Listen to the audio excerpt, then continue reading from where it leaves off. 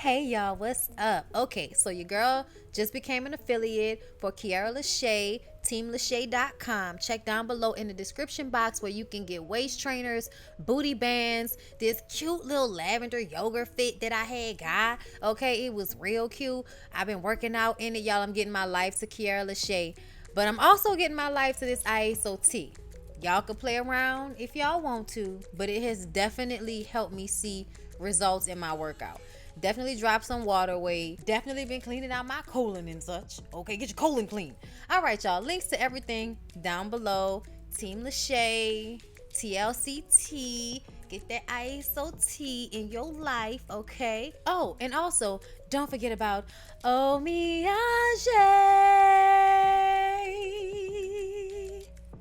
Get you some. Hey everybody, what's up? It's your girl Bondy Blue and I am back for another family or fiance review, y'all. I hope y'all watched this one because y'all was mad at me about that first one. So y'all ain't really come back for the second, but I'm still gonna do it, okay? It's still my opinion. Even if you don't like it, even if you mad that I said that I was overwhelmed and all of that because y'all was mad that I said that. Child, I don't have time to be this mad. Like, you can be that mad.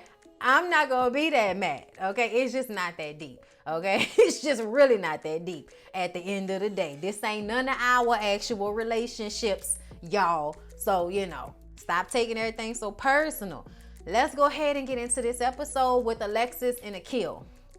Now, y'all, let's just start from the gate and say that Akil obviously comes from the other side of the tracks from Alexis. It don't matter what side of the tracks you from. You could be in your church raising a thought. It's what happens to PKs, preachers, kids all the time. When you make children feel like they can't have a balance of what their body, their mind is requiring of them versus what you think their spirit is requiring of them. You don't give them any balance. It's all about spirit. They buck against that because that is not what their hormones are telling them. So that right there tells me that Alexis might have been like, the troubled child. There's always a troubled child, or a child you have a harder time getting through to than your other child. Like, it happens like that a lot of the times. But either way, Alexis and Akil met at a gas station that Alexis worked at, okay? So I say that because I feel like this entire episode, Alexis's family, especially the mother, is this vibe that they are better. Akil is a thief and a bum and, a poor black man with a speech impairment and a thick accent and not, with a very good attitude or doesn't feel the need to appease anybody. And I'm sure it's because he wasn't raised that way. When somebody is raised to just be as they are, they don't necessarily feel the need to stop cursing around you because you're bothered that they're cursing inside their home. Like, y'all, this mama is cheeky as hell. And it's just the way I see it. Because as a person that curses a lot, you're not going to come into the house that I pay the mortgage at and tell me how to talk. You know what I'm saying? Like, I'm always for respecting my elders. I understand that. I would try to, I'm one of the people that be like, excuse me, mama, but this some bullshit. You know what I'm saying? Because ultimately, I don't mean to disrespect you, but this is my house. And if I want to curse, I'm going to curse because I'm an adult and I pay to live here, not you. You control shit at your house. So like off rip, I'm turned off by Alexis's family. And I also see how much Alexis wants her family to like Akil. So I think even though she say she wants to protect him, I still see her doing stuff like when the family came to the house, the first thing she wants to do is point out how they missed the flight because of him. Own up to it. Own up to it. Why are you trying to make him look like a bad guy in front of your family, especially when your family already doesn't like him? It doesn't seem like you're really trying to protect him all that much. But I do see that in their relationship, he probably gives her good sex and takes care of her financially. So she allows for other things to fall through the cracks. I think a lot of women do that. We zero in on things that we really love about a person, and we let the things that may not be that great fall by the wayside. And sometimes throughout the relationship, those things grow to be bigger and bigger and bigger until you can't really ignore them anymore. And I think that is where Alexis and Akil are in their relationship and what family or fiance in this specific type of therapy did for them, which was make them realize that in order to get married, they needed to be in a much better space than they are currently. One of the main issues that Alexis family have with Akil is that they say he stole $500 from her sister. What happened was, okay, and the mama called him a bum and a thief so many times. Every time she called him a bum, I got upset because I was like, this man was doing taxes. Doing taxes is not easy. It's also very time consuming and tenuous as far as I'm concerned. So I would always rather pay somebody to do my taxes. The last time I paid somebody to do my taxes, it cost me about $500, $300, depending on who you get to get it done and how much money you make. But the situation was, and I feel like it was never fully explained to Alexis' sister or her family. Alexis was supposed to do her sister Ashley's taxes. She only got her $700 back. Akil, who does this in business form, does this for people and gets paid for it, said, I could get you $2,500. That is what he did. He sent her his paperwork. Whenever somebody is about to do your taxes, they will send you their fee and they will send you how much you will get back and everything, the whole breakdown. But a part of the breakdown is their fee and how much they're going to take from your money. That is how this works, okay? So when he presented it to her sister and said, I could get you more money, she never said, oh no, do it for me, but make sure it's for free. She never asked. She just went ahead and let him do it, assuming he wasn't going to charge her. That's not what he did. When he got her money, he took his $500 out of it. Now, you were only going to get $700 when your sister was doing it for free. He got you up to $2,500. $500 from that $2,500 is still $2,000, which is still $1,300 more than you would have gotten anyway. Yeah, I had to count in my head. So you still came out getting more money by paying him than you would have if you had just let your sister do it for free.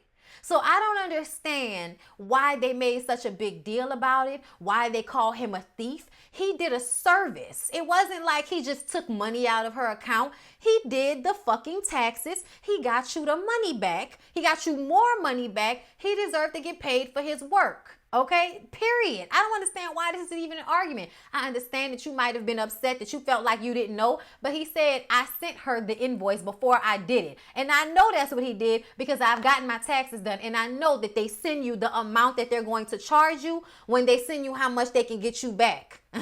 Like that's how that works. So for me, I was like, $500 is actually not a lot of money. I've paid that and more depending on how much you owe back to the government and all of that type of shit. So I just feel like she was acting as if somebody stole something from her and really you were looking for a handout and you didn't get a handout. You got a service. Period. Okay. Now, Alexis should have vocalized to her sister what was going on and she didn't. I almost feel like she let Akil take the fall. Now her family thinks that the reason why Alexis and her sister Ashley are no longer as close as they once were is because Akil is stopping her from doing so. That is not true.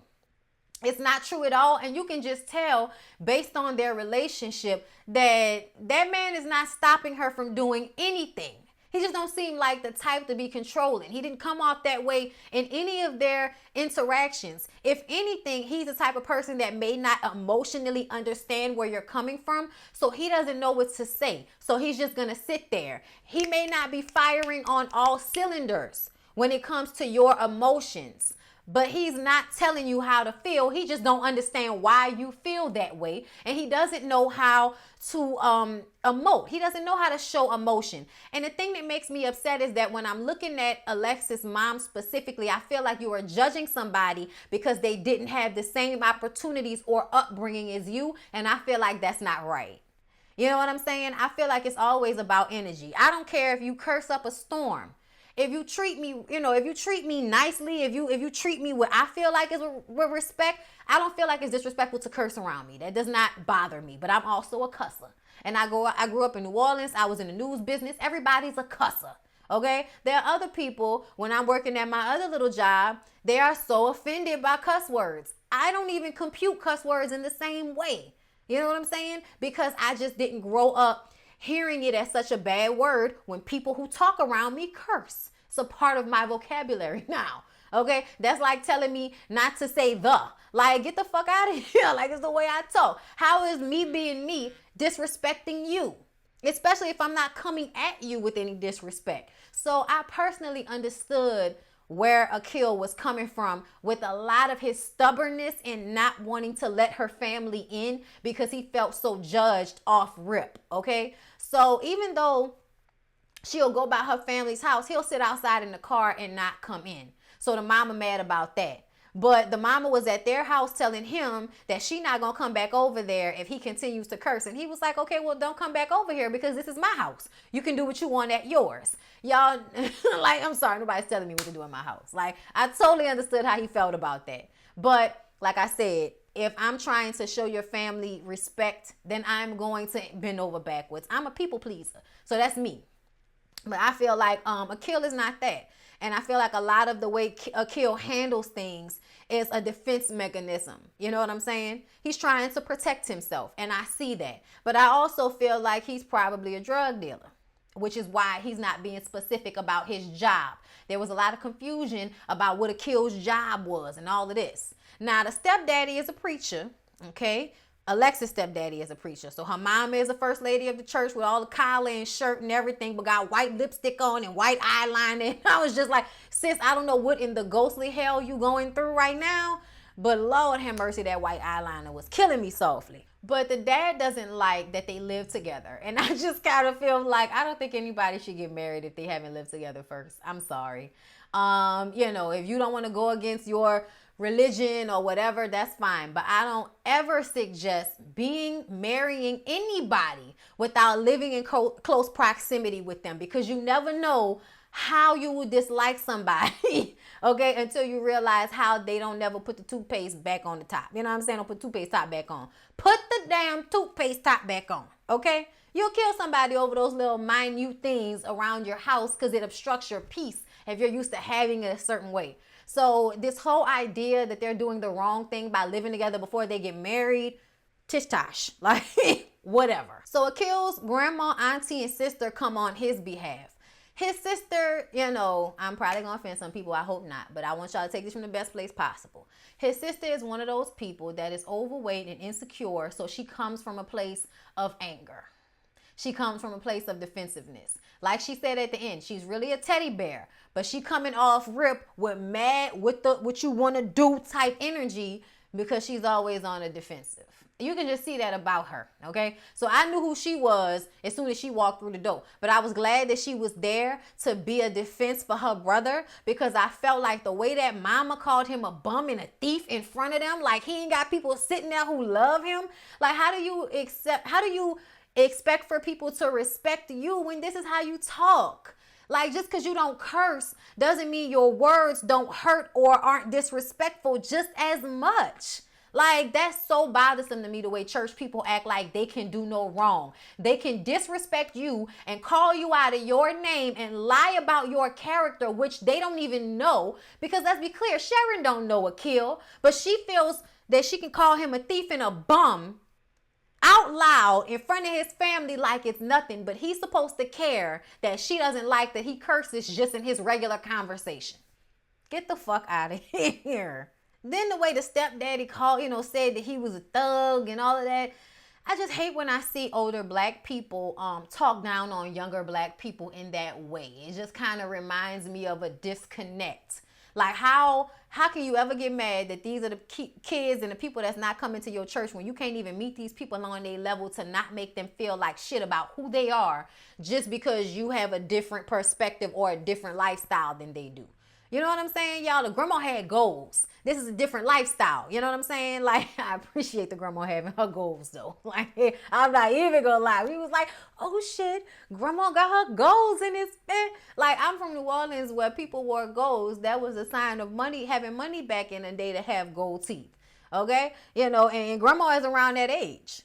But the way Sharon came into the house, she didn't speak to him. She didn't, and walked past him, just very problematic, the way her family just, they just weren't very nice. They weren't very open. And I feel like if that's the way they came off from jump, I can understand why he's so defensive. After everybody expresses how they feel about them, which I've already told y'all, his side of the family, they don't really have an issue like that. His sister feels like Alexis is bougie and trying to change her brother. And I feel like there's always somebody feeling like that. But at the end of the day, that's just the way this goes. When people get in relationships, the people they are in relationships with become, their priority. So they're going to make changes in order to make that person happy. But what I appreciated about Akil's aunt was she was like, if he has to change so much about himself, are you really with someone who you love? Okay? Are you really with someone who you love and care about if you only want to be with him, if he has to change all of these things about himself in order to make you happy? And that's when good sex and being a provider comes into play. Because it will make you forget a lot of things. That's why I specifically didn't like that Sharon kept calling him a bum. Because I feel like just because somebody can't, tell you what their job is specifically, he kept saying he worked for the city.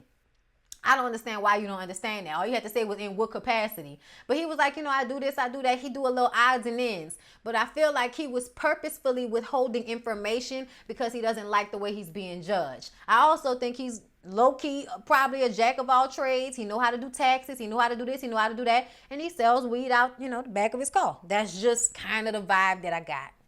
So I understand why Alexis' family is apprehensive, why the stepdaddy wants better for his daughter. Like, I understand their side. I just feel like there's a way to go about it, the way you don't have to make people feel like shit about who they are because they don't have the same upbringing or background as you. So when they all split up, Alexis explains to his family about the taxes situation, that she was supposed to do her sister's taxes and didn't tell her sister that, he was supposed to be doing it. I really feel like she let him take the fall for her not communicating with her sister, period. And then he answers some of her family's questions about him. They blame him for the breakdown between Alexis and Ashley. And he feels like I'm not keeping her from her sister. That's not my fault. Whatever issue Ashley has with me, it shouldn't be her issue with her sister. But I feel like it's just because he doesn't understand that she, as being a middleman, should have communicated more to her sister about what was going on. And you should have let her know that you were going to charge her $500. But I also feel like once somebody sends you an invoice, normally you have to ask people. People don't just tell you how much they're going to charge you. You have to ask. Like, the fact that you didn't inquire about that, the fact that you saw how much he was supposed to charge you and didn't say anything about it, just leads me to believe you thought if you was quiet, then he wasn't going to charge you. Like, if you ain't say nothing, then we was just going to not say nothing about it. And that's not how any of this works. And so I feel like Ashley is responsible. And I also feel like you shouldn't be that fucking mad because you still got, what, $1,300 more than you would have gotten otherwise. Like, stop. Like, let it go. They ask him why he, is trying to control the relationship. Like I said, I don't think he's controlling the relationship. I don't think he's controlling the relationship. The mom is like, so you don't come into the house because what you think I don't like you. And he was like, it's not that I think. You show me that you don't like me. You show me often that you don't like me. And I feel like she definitely saw him walking in the door looking like a drug dealer and turned her nose up at him. And him being more sensitive than I think he wants to let on, but picking up on how people respond to him, I think that he automatically put up his defenses as well and was not about to change who he was in his house to suit this lady who already didn't like him. At dinner, the stepdad says that he sees that Akil loves Alexis, but he will continue to challenge him to be better, just like he challenges his own son. And I was like, see that right there, stepdaddy? I can get down with all of that you just said. I honestly feel like the stepdaddy handled the situation better than the mother did. And that's because he didn't have to come up out of his mouth and call a man a bum and a thief and all of that over and over and over again.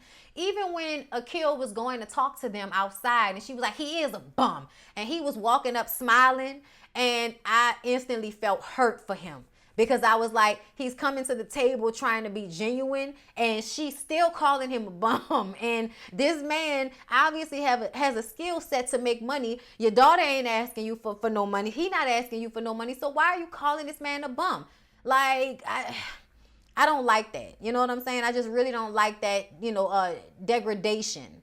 And then when he was talking to her, talk to me straight. What do you mean? Talk to me straight. Like, you obviously can tell that he's not that, good at vocally expressing himself, especially when he feels emotional or he's trying to control, himself or whatever. He, have a hard time saying what he's trying to say. He's trying not to offend and all that type of shit. You can see his mind working. And the lady is just like, well, talk to me how I'm talking to you. And it's like, but his mind don't work like yours. Like, oh my God. But they get back to the dinner situation. And Alexis is like, why do you keep saying that you work for the city? Why don't you tell them what your job is? You work a regular 9 to 5. Now you got me looking crazy in front of my family because they think I'm lying about what you do. I just think that, he do a little something extra on the side and he don't want telling people his business. And that's what it is. They get into this conversation about the sister Ashley and her feeling like Akil has come in between their situation. And Sharon was like, when they were kids, they had to stay in the room until they made up. Now that they live apart, they're letting this fester. So Alexis is upset and starts to cry because she doesn't like the fact that her family thinks that she will let a man come in and harm them or convince her not to be a part of their lives. It's not any of that. But I think she knows her mom and her church upbringing that people are judgy and difficult. And she's decided that she wants to be with him and she doesn't want to argue with them about it. But now that they've come into this situation, everybody's issues has to be heard. And some of those issues mirror her own issues. I will give this to her mother, Sharon. Her mother was definitely tapping into how I think Alexis is feeling deep down about him. Maybe not in the same negative, you're a bum, you're a thief way, but definitely in there's a disconnect in his ability to be emotionally and mentally supportive because he doesn't know what those emotions are like because he runs so far away from his emotions. Y'all don't know what Akil's childhood has been like, but the fact that he didn't have a mama or a daddy, but a grandmother, an aunt, and a sister that apparently, has a little attitude issue, something tells me their life ain't been that easy. I'ma just say it like that. So when Alexis got up from the table, she went to the bathroom to cry and her sister comes in there after her. And at some point, Akil and his sister, he was going in there to check on Alexis.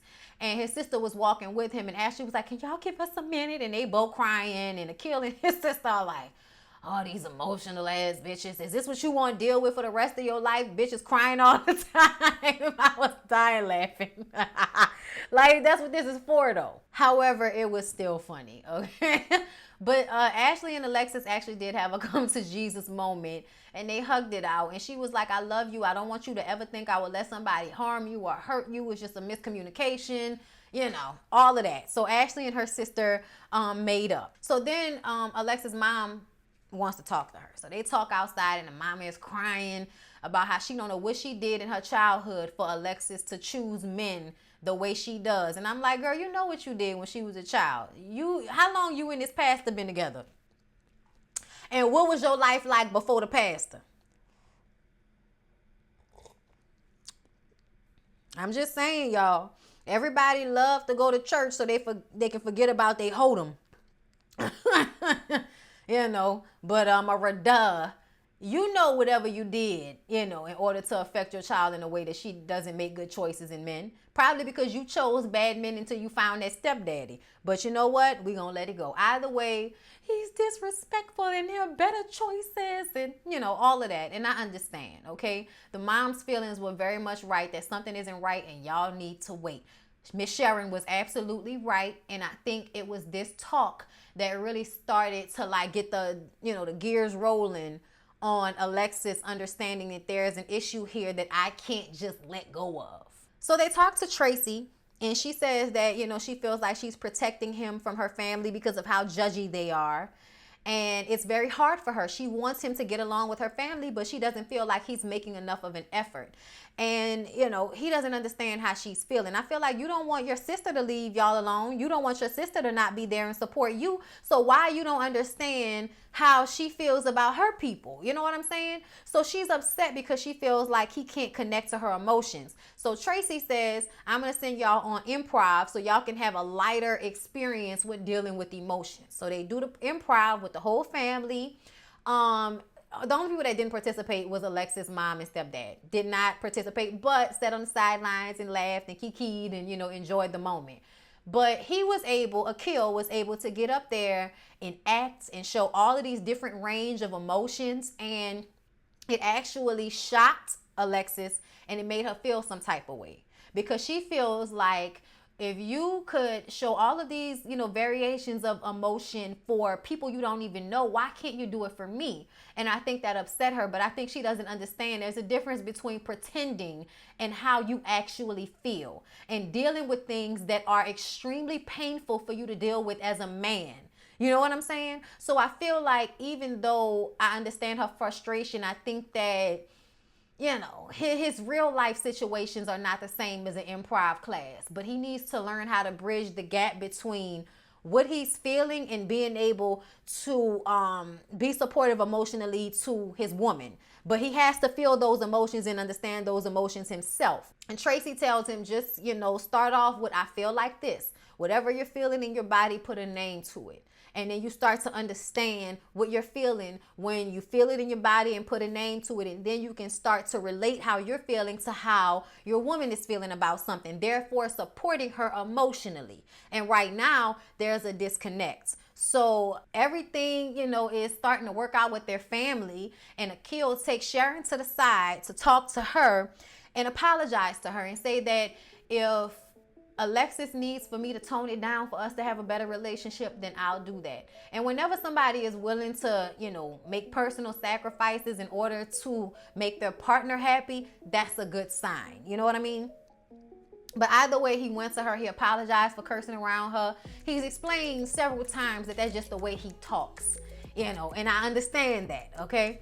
Personally, obviously. But the mom accepts his apology. She says that she just wants the best for her daughter, and right now her daughter is not happy. But if he can make her daughter happy, then she'll be happy. But she wants to work on a relationship between the two of them, because she's going to be a part of the package. You can't marry somebody and then, kind of try to push away from their family if their family is a big part of their life. You're not taking them, as they are, if you're not also trying to, come together with their family. That's the point of all of this, is to bring together family, not just two people, but the whole community. That's how I feel about it anyway. I grew up in a big family though. So ultimately, after they have a discussion and Alexis cries in the bathroom for a long time, they decide that they should postpone the engagement. They're still going to live together. They're going to go through counseling, but they're going to postpone the wedding for now. And everybody is happy with that, especially Sharon. Very happy that they've decided to postpone things. But they're still together and they're still going through therapy, and I hope they work everything out. But I feel like there was a lot not being said on this show with whatever was going on with Akil, childhood wise, occupation wise, a lot of shit not being said.